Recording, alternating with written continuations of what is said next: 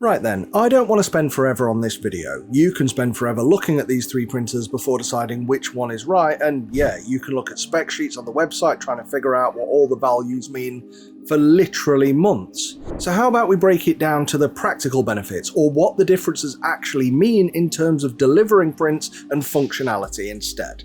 Hi, I'm Ross, and this is Fohammer Videos.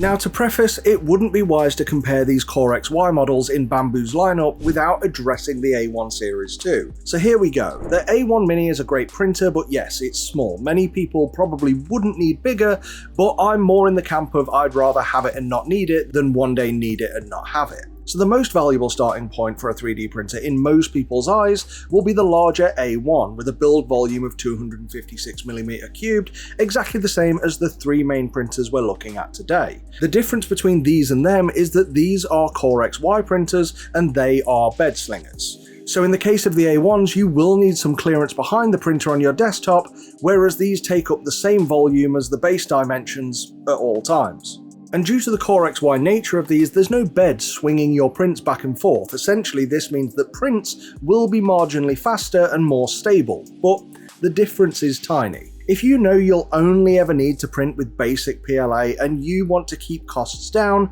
go check out my A1 review video because that's probably the best choice, but before you do, know this.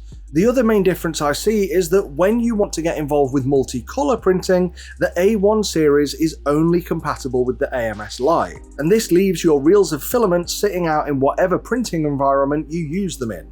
They can absorb moisture from the air, which can do anything from degrade print quality to ruin a whole reel of filament to the print becoming brittle and just snaps. In contrast, the P1 and X1 series use the more expensive enclosed AMS units, which you can load with desiccant in order to stave off any moisture. It's a very useful benefit, especially if you plan on leaving your filament out for days or even weeks between prints. And the X1 and P1 series can also handle up to 4 separate AMS units per printer, giving you the option of 16 colours, where the A series is currently limited to 1 AMS light per printer, and I've got no idea if they ever plan to allow more. So if you just want to have a play at 3D printing and have fun, stick with the A1 series, and thanks to the UI, those printers are actually marginally more functional and a tad more user-friendly too. With the P1s and X1s, as I said, you can read the spec on the website, but when it comes down to it, the main difference is based on what materials you want to print with.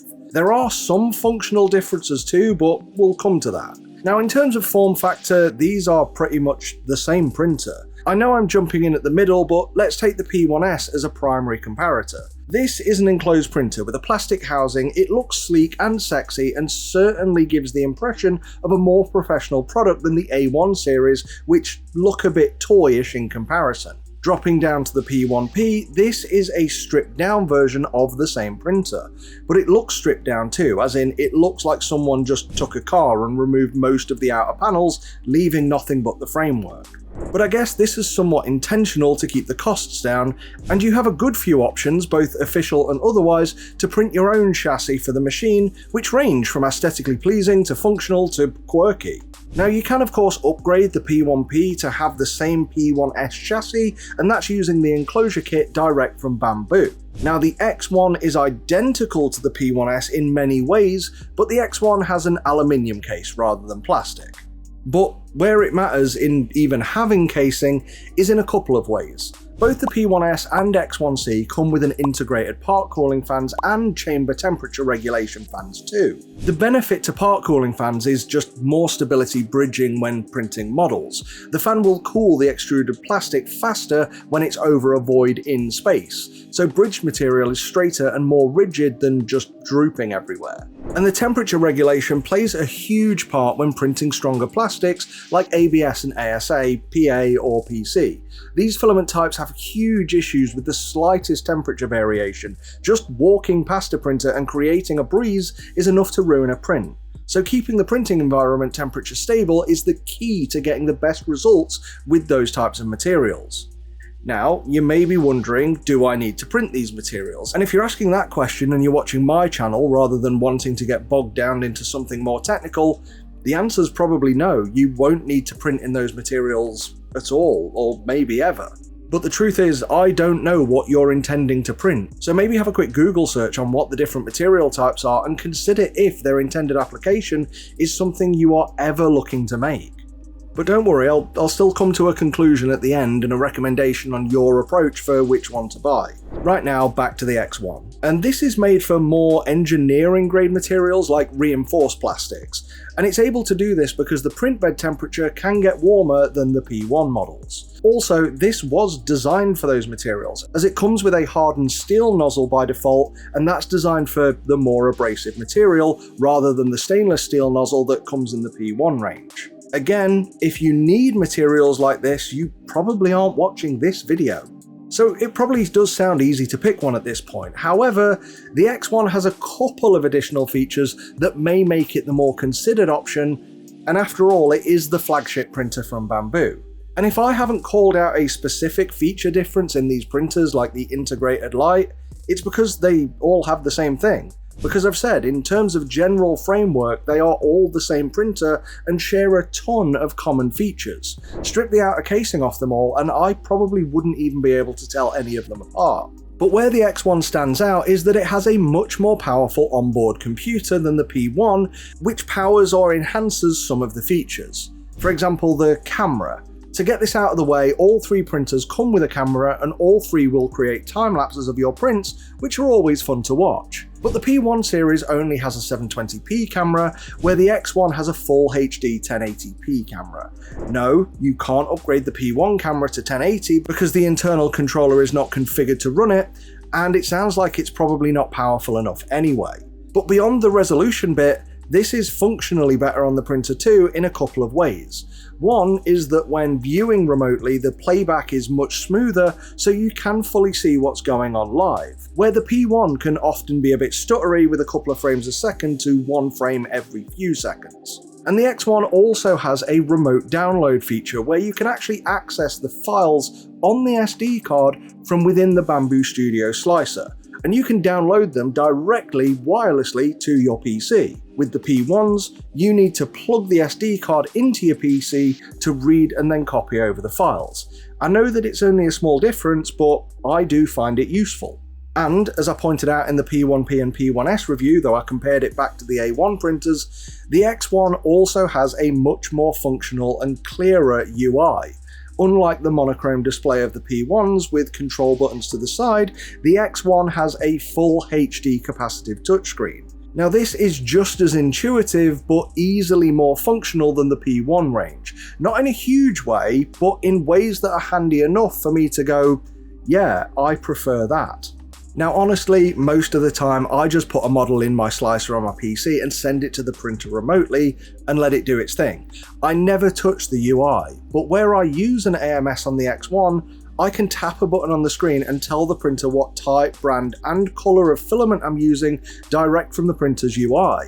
For the P1s with AMS, you can do the same thing, but you need to use your phone with the Bambu Handy app in order to do it. Also, if I want to recalibrate or perform maintenance on my X1, I press the settings cob, the relevant heading tab and the button to start the process. It's 3 clicks.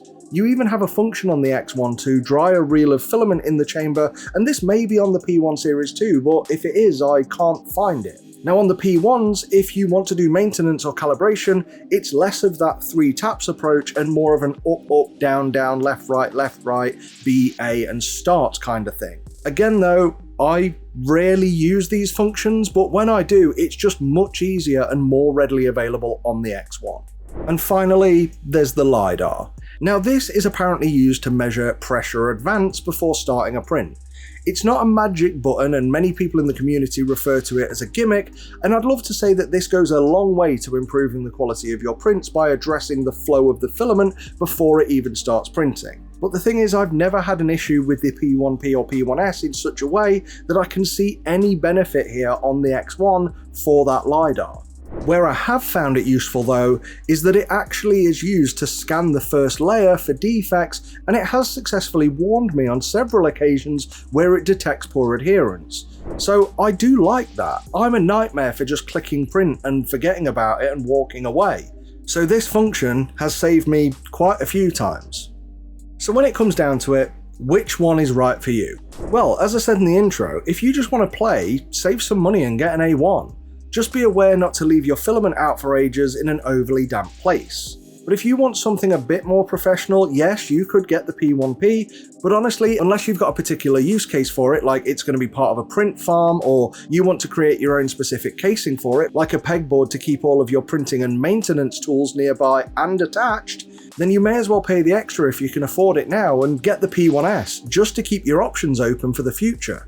If perhaps you know you'll never in your life print ABS, then again, that's also a good reason to save some money and stick with something like the P1P. And if you want it to look a bit safer and sexier than the P1P, again, a good valid reason for the P1S. Honestly, this is the main reason I'd choose it over the P1P anyway, just because it looks a bit nicer. Now as for the X1, it is a more powerful machine in a few ways, but they are minor conveniences for a lot of extra money. Again, the P1P is the sweet spot, but if you do want the all-in-one solution where you don't need to open a phone app and change some settings because that would irritate you, then yeah, you want to go elite and ultimate and the best in class, get the X1. But ask yourself, will you print in these advanced materials? Now for me, I don't know. I don't know if you will, I don't know if I ever will. But perhaps next week an incredibly useful model comes out and needs to be printed in carbon fiber reinforced material. Now I'm glad I've got the ability to do it, even though now I don't need it, rather than one day need it and not have the ability to do it. I want to say thanks for watching, and especially to our members who are helping us create these videos. Also, why not get your name up in the lights with them and get priority replies from me and early access to all of these videos too. If you're still on the fence, then please check out my videos for the X1, the P1P, the P1S, the A1 and the A1 Mini, and I'm working with Bambu now, so it looks like I'll be getting all of their new printers as soon as they're released, so I'll have more content coming on Bambu printers very, very soon. I want to thank you for watching and just remind you, you can hit that like button, subscribe button, blah, blah, blah, do all the things. I'm just going to let you get on with the rest of your day, but if you can do the things that you know you need to do, that would be great. You've probably already done them, but an extra one here would be good, especially a comment down below. Until next time, fly me to the moon and let me play among the stars. Fohammer out.